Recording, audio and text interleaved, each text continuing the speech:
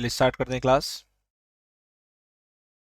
हम टारगेट करेंगे lens maker formula को, और लेंस मेकर फॉर्मूला को टारगेट करने से पहले हमें कुछ बेसिक डेरिवेशंस पता होने चाहिए जो बेसिकली आपकी स्फेरिकल सरफेस से रिलेटेड है, कि आप स्फेरिकल सरफेस को आपस में कनेक्ट करके ही लेंस का फॉर्मेशन करेंगे।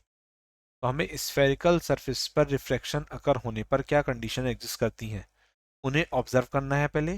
देन आफ्टर हम लेंस मेकर फॉर्मूला की तरफ अप्रोच करेंगे। First case is refraction at a convex spherical surface। तो सबसे पहले हम इसका डायग्राम ड्रॉ करेंगे, फिर हम आगे बात करेंगे। देखिए यहाँ से ये पहले एक काम करते हैं, ये स्फेरिकल सरफेस है, इसे अच्छा सा बना देते हैं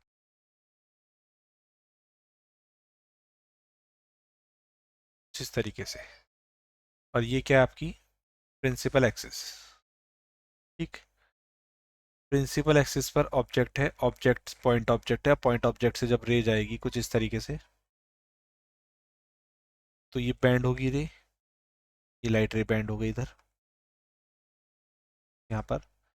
इसके अलावा हमने क्या क्या करा, एक हमने यहाँ से एक परपेंडिकुलर ड्रॉ कर दिया, और साथ ही साथ सेंटर ऑफ कर्वेचर से इसका नॉर्मल भी ड्रॉ कर दिया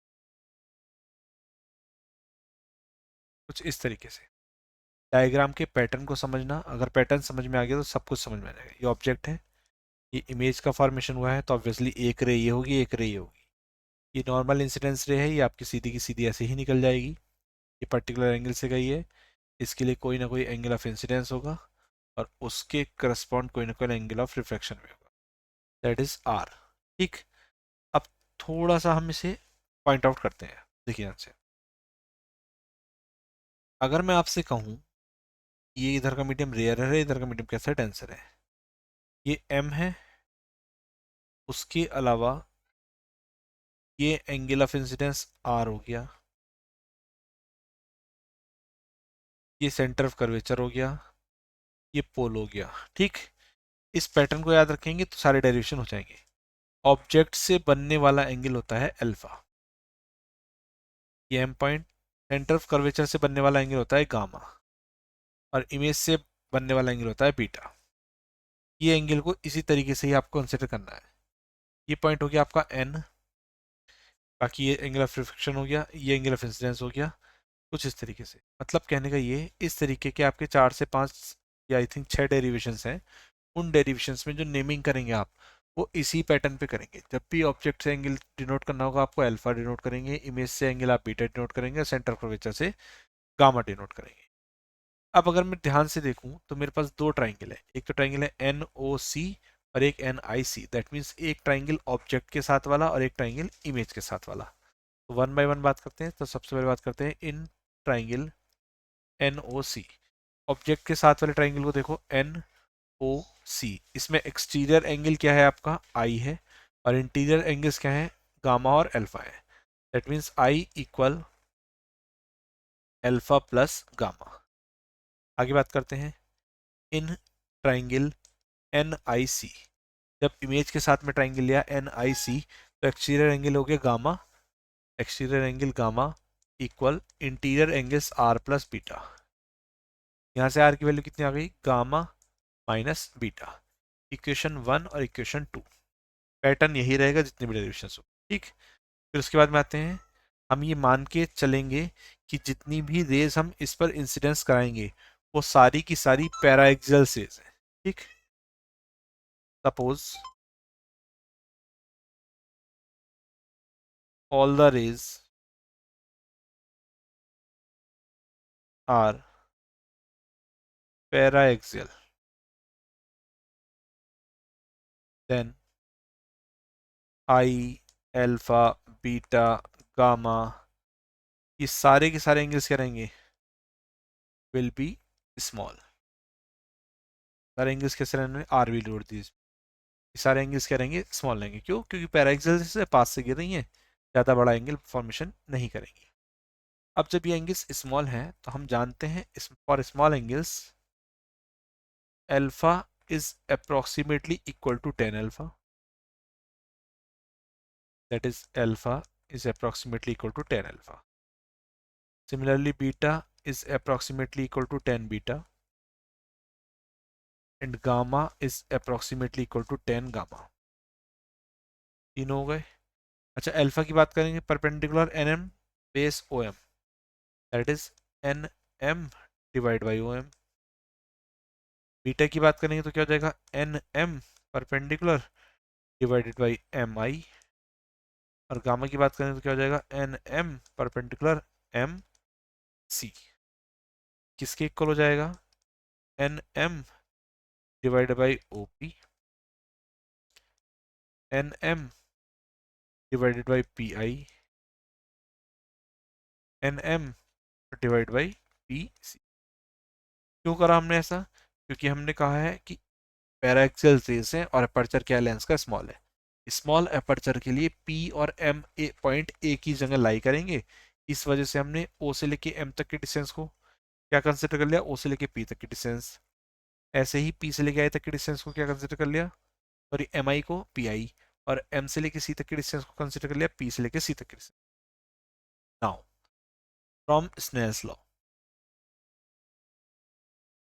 जब हम स्नेल्स लॉ ऑफ रिफ्रैक्शन की बात करते हैं तो हम जानते हैं mu one sine I equal होता है म्यू टू साइन आर के। जनरली आपने किस फॉर्म में पढ़ा, sine I upon sine R equal mu two upon mu one, cross multiplication कर दी, mu one sine I mu two sine R आ गए।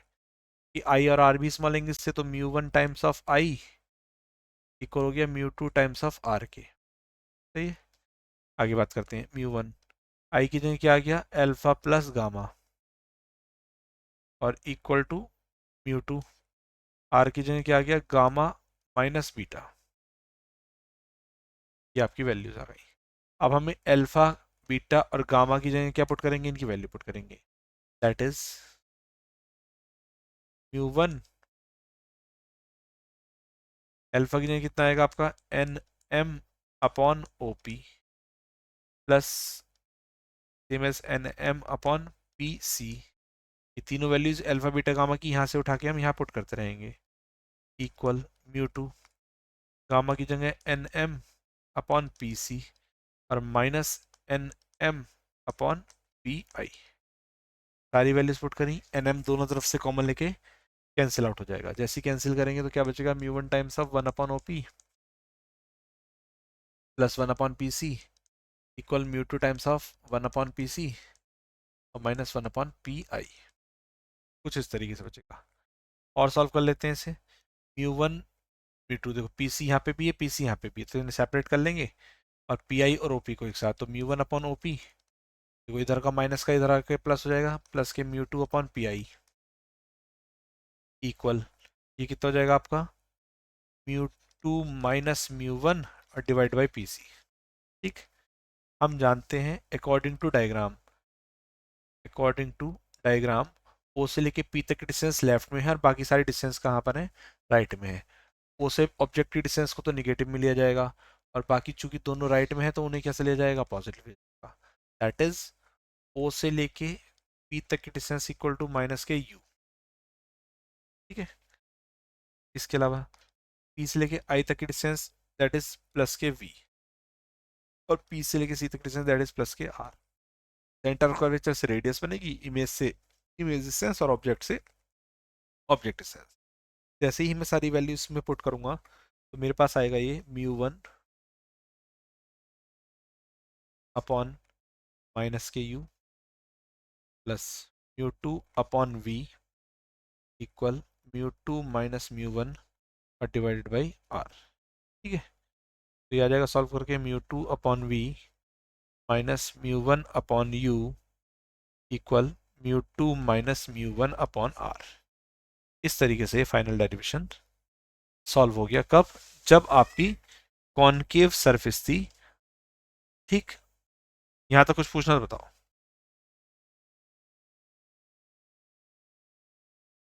एक बार फिर से देख लीजिए डेरिवेशन को बहुत ध्यान से, एक एक स्टेप समझिए, पैटर्न समझिए।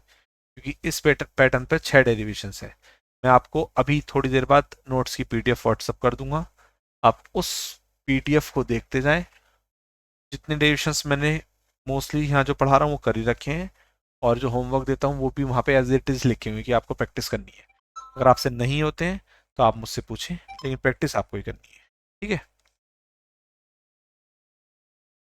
चलिए देखिए ध्यान से आप नाउ आगे बात करें तो इसमें हम क्या ऑब्जर्व कर रहे हैं, एक बार फिर से इस डेरिवेशन को देख लेते हैं। Refraction at a convex spherical surface की बात कर रहे थे हम। अब फर्स्ट केस लिया हमने कि जब इमेज आपकी रियल रही, क्योंकि अब तो लेंसेज की बात हो रही है तो ट्रांसपेरेंट सरफेसेस है, इमेज ऑब्जेक्ट से रेज निकलेगी और लास्ट तक जाएगी। ठीक है, तो हमने डायग्राम प्रॉपर ड्रॉ करा, ऑब्जेक्ट के एंगल को अल्फा, इमेज के एंगल को बीटा और सेंटर ऑफ कर्वेचर के एंगल को गामा। देखो ओ आई सी, इस तरीके से आप याद रखते हैं ओ आई सी, और इसका पैटर्न क्या रहेगा, अल्फा बीटा गामा। फिर आपने ऑब्जेक्ट के रेस्पेक्ट में ट्राइंगल लिया, इमेज के रेस्पेक्ट में ट्राइंगल लिया। जब आपने ऑब्जेक्ट के रेस्पेक्ट में ट्राइंगल लिया तो वहां से exterior angle I equal to to interior angles alpha plus gamma आया। फिर जब आपने इमेज के रेस्पेक्ट में ट्राइंगल लिया, वहां पे exterior angle gamma equal to interior angles R plus beta आया। वहां से आपने आर की वैल्यू निकाली, आर की वैल्यू कितनी आ गई, gamma minus beta. Same procedure हर क्वेश्चन में करना है। फिर उसके बाद में आप कहेंगे सारी रेस कैसे लेंगे, हम पैराएक्सल लेंगे, जिसकी वजह से I alpha beta gamma R सब क्या हो जाएंगे, स्मॉल हो जाएंगे। फिर आप अल्फा बीटा गामा को स्मॉल लेते हुए अल्फा को टेन अल्फा, बीटा को टेन बीटा और गामा को टेन गामा रखेंगे। रखने के बाद आप tan alpha tan beta tan gamma की वैल्यू को रखेंगे by trigonometry perpendicular upon base से। आपने परपेंडिकुलर अपॉन बेस से वैल्यूज रखी तो N M upon O M, N M upon M I और N M upon M C. O से लेके एम तक की डिस्टेंस ही, ओ से लेके पी तक की डिस्टेंस है, एम से लेके आई तक की डिस्टेंस ही, पी से लेके आई तक की डिस्टेंस है, और एम से लेके सी तक की डिस्टेंस ही, पी से लेके सी तक की डिस्टेंस है। इतना करने के बाद में आप स्नेल्स लॉ का यूज करेंगे। स्नेल्स लॉ के अकॉर्डिंग आप कहेंगे कि mu one sine I equal to mu two sine R. क्यों? क्योंकि आपने पढ़ा है sine I upon sine R equal to one mu two, और वन म्यू टू का मतलब होता है mu two upon mu one. Cross multiplication करने पर आ जाएगा mu one sine I equal to mu two sine are. Small angles के लिए साइन आई आई होगा और साइन आर आर होगा। आई की जगह आप वैल्यू पुट करेंगे अल्फा प्लस गामा, और आर की जगह क्या पुट करेंगे, gamma minus beta. Alpha beta और गामा स्मॉल एंगल्स हैं तो अल्फा की जगह आ जाएगा N M upon O P, beta की जगह आ जाएगा आपका क्या, N M upon P I, और गामा की जगह आ जाएगा N M upon P C. आप सारी वैल्यूज को पुट करेंगे तो ये आ जाएगा mu one upon O P plus mu two upon P I. Separate कर लेंगे और जो कॉमन है वो एक तरफ ले जाएंगे, mu two minus mu one upon P C. आप ओ पी चूंकि ऑब्जेक्ट लेफ्ट में है तो माइनस में वैल्यू रखी जाएगी, बाकी दोनों चीज़ें कहाँ है, राइट में है। तो पी आई की वैल्यू प्लस वी और पी सी की वैल्यू प्लस के आर, वो प्लस में रख के आपका फाइनल आंसर आ जाएगा। समझ में आया तक?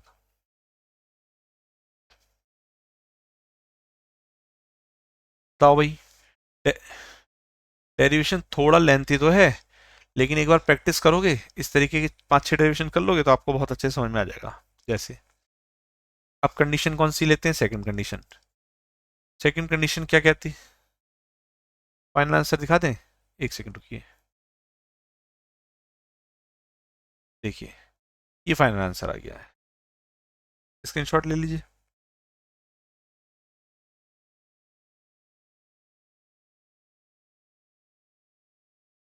नाउ सेकंड केस है इसका,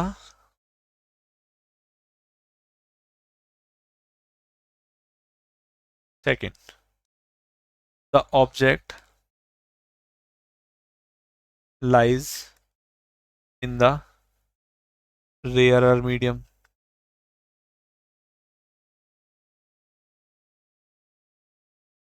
and the image formed is virtual।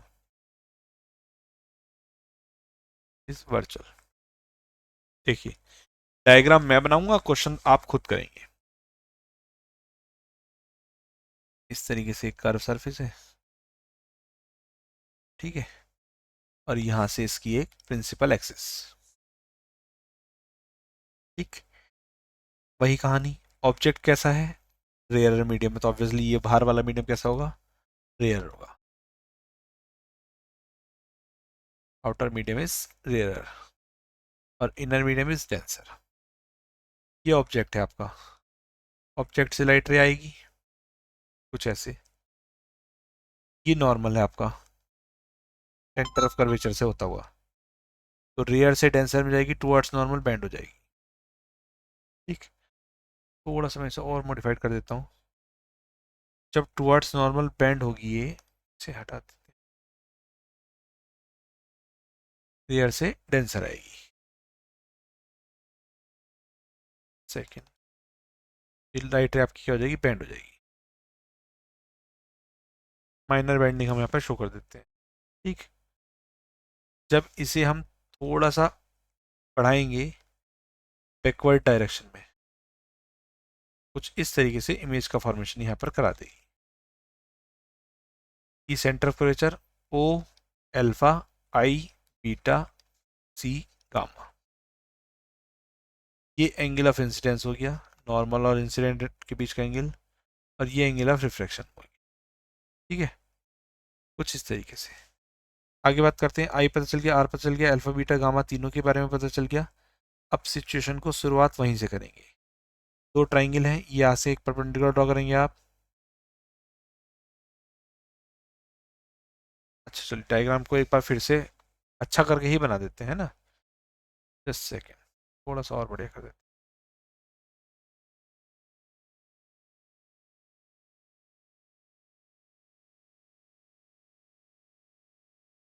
देखिए,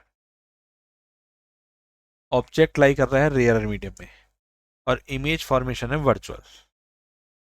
इसका मतलब ये हुआ एक्चुअल मीटिंग तो हो नहीं रही है, कुछ इस तरीके से कर्व सरफेस है ये, और ये इसकी प्रिंसिपल एक्सिस है। ठीक है, आगे बात करते हैं। क्योंकि ये ऑब्जेक्ट है मान लीजिए, पहले तो इस कर्व सरफेस का सेंटर ऑफ कर्वेचर ड्रॉ कर देता हूं मैं। तो ये है इसका centre of curvature. Centre of curvature draw होने का मतलब क्या है, नॉर्मल का ड्रॉ होना, यही नॉर्मल है। अब एक लाइट रे इंसिडेंट कराते हैं एक ऑब्जेक्ट को लेते हुए, ये ऑब्जेक्ट है, इससे लाइट रे ये गई इस तरीके।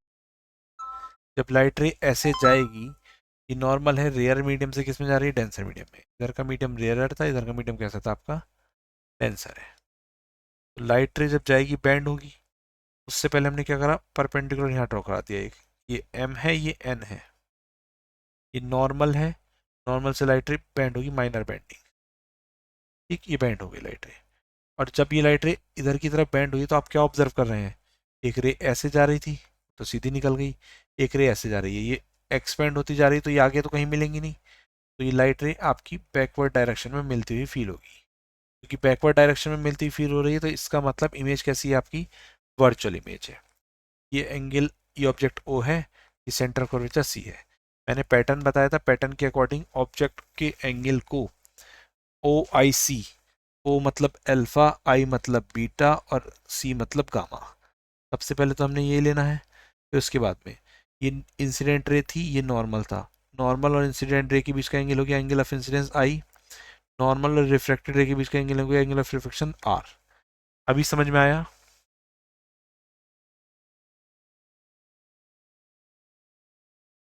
नाउ पैटर्न को वहीं से शुरू करेंगे, exterior angle equal to interior angle. एक बार ट्राइंगल लेंगे आप एन ओ सी, एक बार ट्राइंगल लेंगे आप एन आई सी। अगर आप एन ओ सी को देखें, एन ओ सी, तो उसमें एक्सटीरियर एंगल आपको क्या दिख रहा है, देखिए एन ओ सी, आई दिख रहा है एक्सटीरियर एंगल, तो आई इक्वल टू कितना हो जाएगा यहाँ से, एल्फा प्लस गामा। जब मैं बात करूंगा एन आई सी की, तो एक्सटीरियर एंगल क्या है मेरे पास, आर है, तो आर इक्वल टू हो जाएगा मेरे पास beta plus gamma. I R की वैल्यू पता चल गई, फिर उसके बाद में क्या निकालेंगे आप, अल्फा बीटा और गामा, स्मॉल एंगल्स मानते हुए इसे ही टेन अल्फा, इसे टेन बीटा और इसे टेन गामा। जब ये दोनों चीजें आप लेंगे, तो उस सिचुएशन में टेन अल्फा की जगह अल्फा, टेन बीटा की जगह बीटा, टेन गामा की जगह गामा। टेन अल्फा क्या होगा, आप देखो देखो डायग्राम को, N M upon M O, या ओ एम, इस पॉइंट को पी बोल देते हैं। Tan beta N M upon M I, और tan gamma N M upon M C. फिर स्मॉल एंगल्स के लिए नीचे वाले एम की जगह पी लिख देंगे, स्मॉल अपर्चर्स के लिए वैल्यूज पुट कर देंगे, आंसर आ जाएगा। क्या आप इस तरीके का डेरिवेशन कर सकते हैं, बताइए जल्दी से। पुराने डेरिवेशन को फॉलो करते हुए इस डेरिवेशन को सॉल्व करना है। कर लेंगे आप लोग? चलिए ट्राई करेंगे, अगर नहीं होता है तो मैं बताऊंगा। ठीक है।